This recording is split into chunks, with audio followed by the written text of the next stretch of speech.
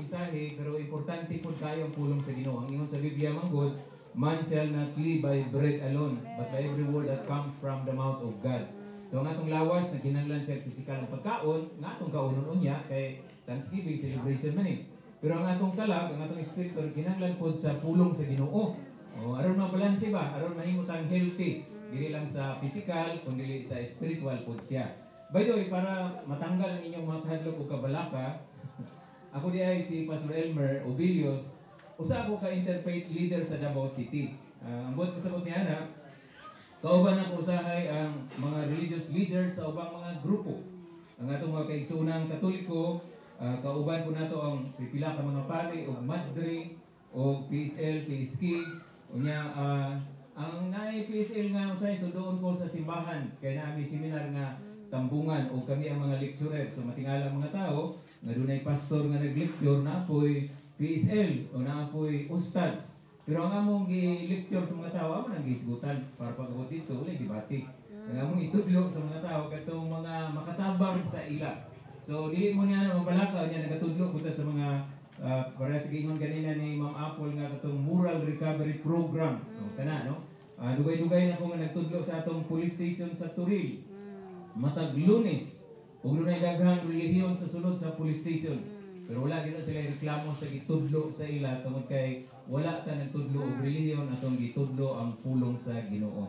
So dili mo anay maangay mabalaka na hangtod pagsugod hangtod mahuman, wala may madunggan nga atong dauton nga relihiyon kundi dapat atong masabtan ang atong personal nga relasyon diha sa atong Ginoo. Usahay kuhaon pud ko sa atong mga kaigsoonang Katoliko nga magpa-blessing sa ilang balay. Kay lisod daw kaayo kuhaon ng ilang spiritual leader kay siyempre daghan po kayo sila. So mato po ko kung gikinahanglan nga atong mga pulis mag-birthday ang ilang mga bata o magpa-blessing sa ilang sakyanan, ginaadto po nato sila. So ingon niya na ang atong relasyon sa atong society. Sa Barangay Bato, active ko dito. Kada first and third Monday dunay flag ceremony sa matag purok o isa ko sa nagatudlo sa pulong sa Ginoo. Usahay na yung mga politiko nga masay tawag na, mangumpanya, pero pagkahumaan nila, ako na po istorya, ang iyon ako sa ila, ang akong pangumpanya para sa langit. So, mina po mga tao. Susundan na to. Team nga itong isgutan karong hapon actually is Jesus Christ is the Savior of everyone who believes. So, Jesus Christ is the Savior. Manluluwas si Yesu Kristo sa tanan nga mutuo. So dili ni siya sa religion. Kay bisag asa ka nabilong nga religion, kung wala kay pagtuo kay Jesus Christ, dili yo ka maluwas. O ay nakasulat sa Biblia. So pasagdi lang sa nang mga relihiyon na. No, kinahanglan lang nato karong klaruhon na batay personal nga pagtuo. Nakailan na bata kay kung maingon ka sa ako nga nagtuo ka, unya wa ka makaila, di piki nang pagtuo. Kung saan man yung pag-ingon nga nagtuo ka, mao di ka kaila kang Ginoong Hesus, di ba? So, ang text nga itong basahon actually is found in John chapter 3, verse 16 to 18. And then, pwede po nga itong i-appeal ang verse 36, no? 36. Okay, muna yung itong basahon sa English man niya, ito lang binisan niya ito. For God so loved the world, He gave His one and only Son, that whoever believes in Him shall not perish but have everlasting life or eternal life. Pagabot sa 17, for God did not send His Son into the world to condemn the world, but to save the world through Him. Remember, wala niya ni si Ginoong Hesus aron i-condemn ang kalibutan. Yan siya para luwason. Pagabot sa 18, yun siya, whoever believes in Him, meaning in Jesus, is not condemned. But whoever does not believe stands condemned already. Why? Because he has not believed in the name of God's one and only Son. Pagabot sa 36, whoever believes in the Son, meaning kay Jesus Christ, has everlasting life. But whoever rejects the Son will not see life, for God's wrath remains on him. So, maklaro na ito diri, mga kaigsuunan, nga ang pinakadakong tuyo sa Dios. Kaya ito makita ko no, nga kitang tanan, gigugma niya. Sa totoo lang, before nato mag-pray niya, ihalad kining maong building sa Ginoo kay iyang buni. Gusto lang nato usa gyud nga masabtan ang iyang mensahe nga nagaaghat sa atua aron nga makita nato maklaro nga wa di say pinalabi. Bisag unsa nga mga klase sa mga pundok-pundok o relihiyon. Tanaw ra guro John 3:16 kay gihigugma pag-ayo sa Dios ang kalibutan. Wala siya nag-ingon nga kay gihigugma pag-ayo sa Dios ang Baptist, ang Katoliko, ang Foursquare, ang Alliance. Wala. Ang ingon nga gihigugma pag-ayo sa Dios ang kalibutan. Ang nga pasabot tanan ng mga tao nga nagpuyo diri sa kalibutan. Apil mo ana o apil ko ana. So dili ta ingon nga kay usay di paaway-away ta siyawa, makadungog ta nga sila na sikta, mura mag-snub dayon ta, di ta maminaw sa ila. Pero ang Ginoo di ayo, wala mi sa gingon nga ang Katoliko ra yung higugma. Luoy kayo ng ubang relihiyon Katoliko ra yung higugma. O Baptist ra yung higugma, di luoy kayo uban. Pero gigugma ta niya tanan. Mao nay dapat nato ikalipay o i-celebrate karong hapon kay gigugma ta tanan. Unya sa pa, kining Dios diri nga atong gihisgutan, siya ang pinaka-greatest lover. Kaya naman, for God so loved the world. Diba? Gigugma pag-ayo. Kanang word nga pag-ayo, gibutang ang emphasis, diin. Gibutangan niya diin, no? Ang kalibutan niya, ang pamatuod, unsa may demonstration, pamatuod nga gigugma, gihatag ang iyang bugtong anak. Gihatag, kamo nga na bugtong anak. Namadihay na bugtong anak? Kaya ninyo nang ihatag? So, kung ihatag ang bugtong anak, sa ato pa, perting nakuha sa iyang bugma, kay mismo iyang bugtong anak, ihatag magani. Karon kung naminaw ka sa ako, nagunauna ka ng away na higugma nimo, na ay nahigugma nimo, labaw pa kang bisan kinsa, ang imong Dios nga nagbuhat sa imo, naghatag sa iyong kinabuhi, gihigugma ka niya, labaw ni bisan kinsa. Ang iyang anak mismo, patunay niya, na, parang sinasabi niya, magduda pa ka sa akong gugma, akong bugtong anak, gihatag na nako gani. Okay? So, iyang gihatag niyang bugtong anak, nga bisag kinsa, kanang word na nga, bisag kinsa, apil ka ana og ako. Bisag kinsa nga mutuo kaniya dili silutan. Wala mahimong ang Biblia bisag kinsa nga mahimong miyembro sa Baptist Church. Bisag kinsa nga mahimong miyembro sa Catholic Church. Bisag kinsa nga mahimong miyembro sa Alliance Church. Agi niya bisag kinsa nga mutuo kaniya. Kaniya means si Jesus Christ. So kung makaila ka ng Jesus, niya mutuo ka kaniya dili ka silutan. Dili ni siya pamembro-membrohay. Kay daghan kay ang uban manigurado sila pamembro sila tulo ka simbahan. Wa po dahil sila kaila kang Jesus. So ang ilang pagtuon, saan mo lang na? Pag-abot sa langit, di man mungutan na ang Diyos unsa may imong grupo sa yuta o makasulod kadiri sa langit. Dili ingon na iyang pangutana dito. Ang pangutana, nituo ba ka sa iyang anak na iyang ipadala diri sa kalibutan? Okay? So sana ato na siyang nasabtan o maayo. Now, maayo gyud ang plano sa Dios kay may gumaon gud siya. Ang problema lang nato diri sa kalibutan, nakasala ta. Tungod sa atong unang ginikanan. Unya ang tanan ng mga tao gikan kan Adan nakasala ta pareha ta tanan. Ay pag magtan-aw mo sa tao ayo ina siya nga makasasala siya kaysa ato. Actually ang atong kinaiya, natural natong kinaiya, makasasala ta tanan. Sa atubangan sa Dios ngayon sa Biblia nakasala ang tanan, Romans chapter 3:23, nakasala ang tanan og nahilayo sa Dios. Tanan, walay isa nga wa nakasala. Mo na nga kung tanan nakasala, problema ni. Actually, ang sala mo ni ang pinakadakong problema sa kalibutan. Tanawan ko ninyo, tungod sa sala, sa kinaiya sa pagkakasala, tanawan mga bata, tudluin na mga away, dili na kinanglan. Matingala ka, mutapad sa kabata, o muna yung inahapak ka, gihapak niya, gipaak niya. Kasi naa siya sinful nature. Murag para sa iro ba? Ang natural na kinaiya sa iro, mupaghot na siya. Sa napasa sa iyang mama, sa tiyan sa iyang mama, adili siya mupaghot. Pero paggawas anak niya, mupaghot na siya, tudluan mo niyong dili, mag-bark din siya. So kita mo mga tao, tudluan man ta nga maghimong sala o dili, makasala ta kayo, mao na atong kinaiya. Nagkinahanglan tag someone outside sa atoa nga magluwas o mubayad sa atong mga kasalanan. Now, sultihan ka, kining sala mo ni ang pinakadakong problema sa kalibutan, kining sala mo ni ang pinakadakong panginahanglan sa kalibutan. Nga kung dili ni siya masolusyonan, kay karon palagani tanawan ninyo ang resulta sa sala. Ang resulta sa sala, gamay rin akong panglista, timan ninyo. Pagpangawat, pagpamakak, kidnapping, corruption, drug addiction, extortion, bribery, smuggling, sexual sins, agang kayo mga sexual sins. Pero tinigana sa sexual sins, wala tayo panahon nga ito ng isa-isahon. Criminalities, vices, gossiping, slander, mamarang, magsimbag Diyos-Diyos, o uban pa. Pero tinigana sa kalibutan. Unya, tungod sa kasalanan, naglisod ang kalibutan. Naggubot ang kalibutan. Nawala ang itong kalinaw tungod sa sala sa katawhan. Na kung dili ni siya masolusyonan, ang bayad sa sala ingon sa Romans chapter 6 verse 23 kamatayon. Abi nang kamatayon diha sa Romans 6:23 duha na. Una, physically mamatay naman kita tanan, pero ini kamatay nimo wala kay Ginoo, wala kang naghinulsol ang imong kalag itambog sa impyerno, ang tawag sa Biblia ikaduhang kamatayon.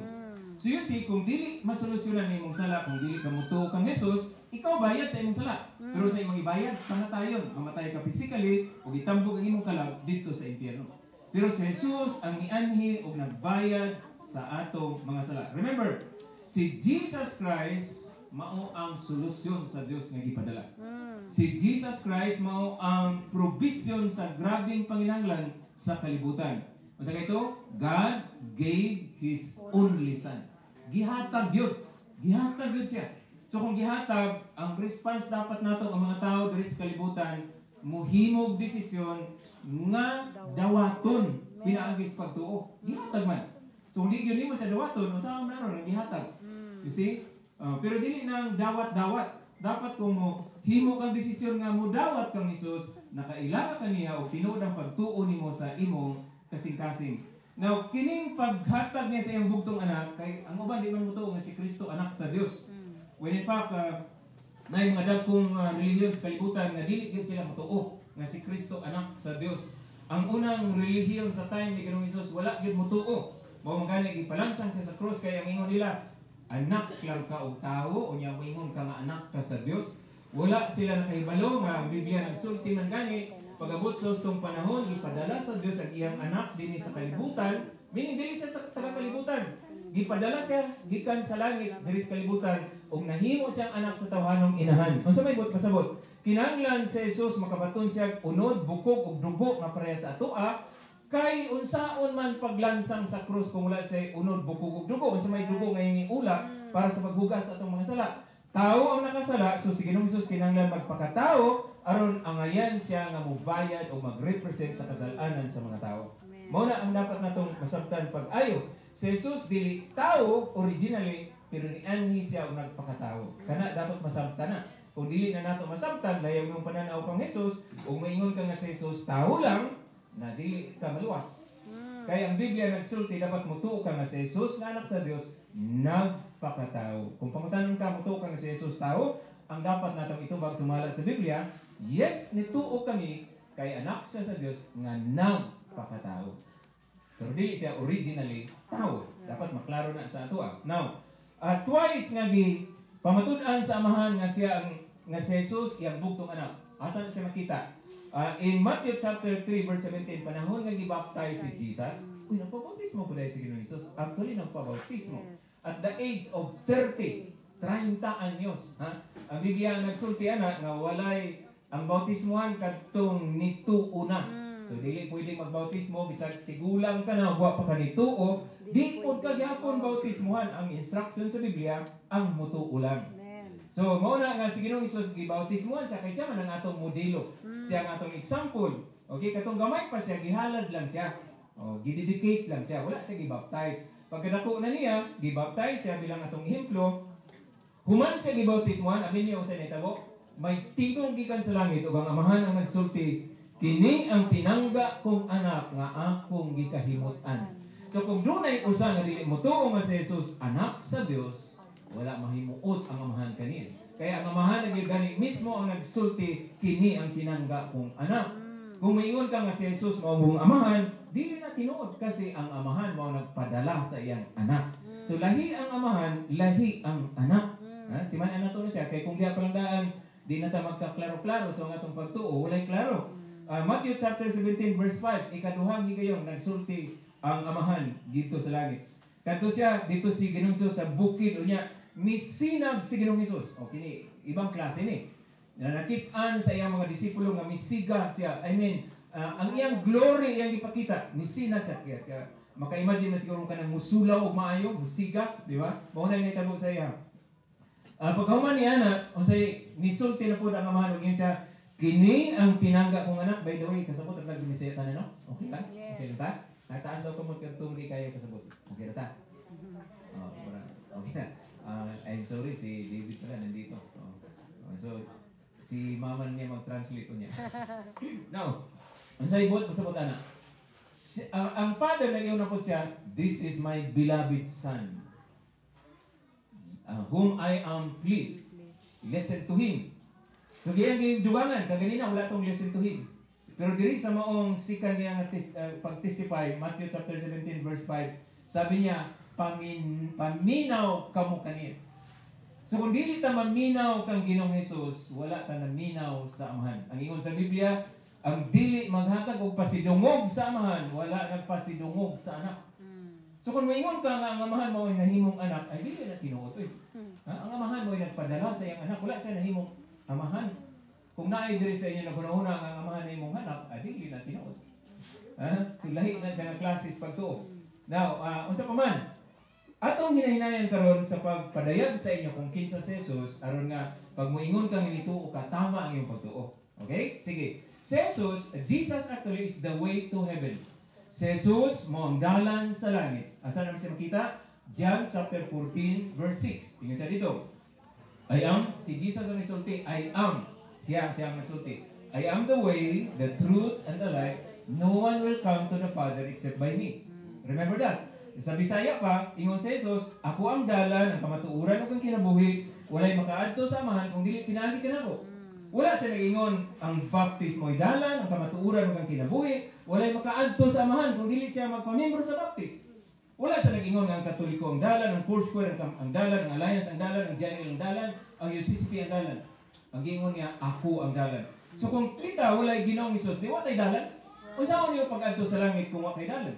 Tingali maguna-una ka, daghan magdalan pa sa langit, pastor. Diri sa kalibutan, pwede ka mulusot-lusot sa ubang dalan, mulusot ka, paingon sa usa ka lugar. Pero sa langit, isa gyud dalan. Remember, ingon si Jesus, no one will come to the Father except by me. So kung dili binaagi kang Jesus, dili ka makaadto sa Amahan. Meaning, di ka paadto sa langit. Sumuni atong klaro na, mungutana ka karon sa imong kaugalingon na, ano ba po Ginoong Jesus? Nagtuo na mo gid ko sa iya. Kasi kung wala kay Ginoong Hesus, kung wala nagtuo sa iyo, di wala kay dalan. Luksor ka pa yung sa langit, sakay ka sa pinakapusog na jet plane, naglisod kayo abot sa moon pa lang.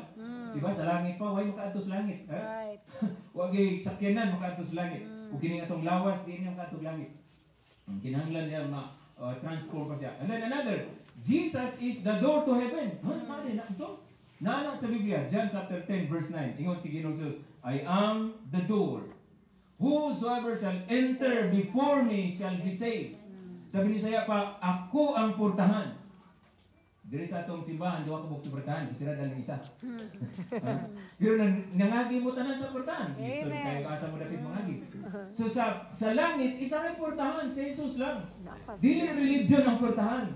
Dili baptist ang portahan. Dili katoliko ang portahan. Si Jesus ang portahan. Kanya ingon niya, walay bisag kinsa nga mosulod, agi ka nako. So dapat mosulod yun ka agi kang Jesus. Maluwas. So kung isulod ka nga wa kan moagi kang Jesus, nang laktod ka o asa ba kadapitan ni Sukso, di ka maluwas kasi siya lang ang portahan sa langit. Okay? Next. Ingon sa Acts chapter 4, 11 to 12. Patimanan na ito ha? Acts chapter 4, 11 to 12 or Buhat, kapitulo 4, 11, 12. Ingon diri ang Biblia. Salvation is found in no one else but in Jesus.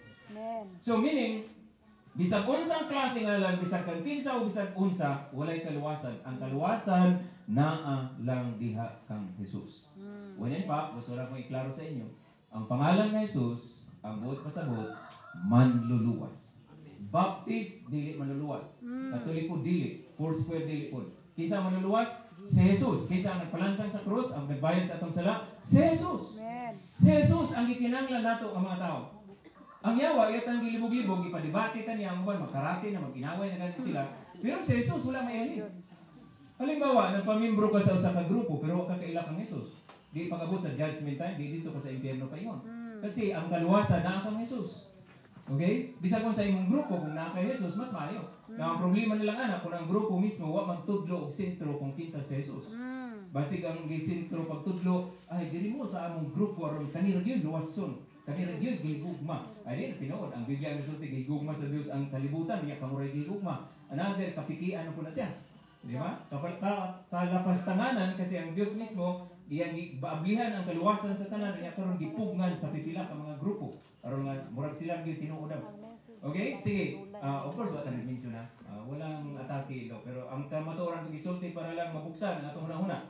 And then yan pala mga kaigsunan, ang everlasting life or kinabuhi nga walay katapusan naa kang Kristo Jesus. Wala sa baptisms. Remember, ingon sa Romans chapter 6:23, for the wages of sin is death. But the gift of God, remember the word gift means regalo yan. Walang bayad yan. Binigay na libre yan. But the gift of God is everlasting life in Christ Jesus our Lord. So what is the gift of God? Everlasting life. And where is the gift of God?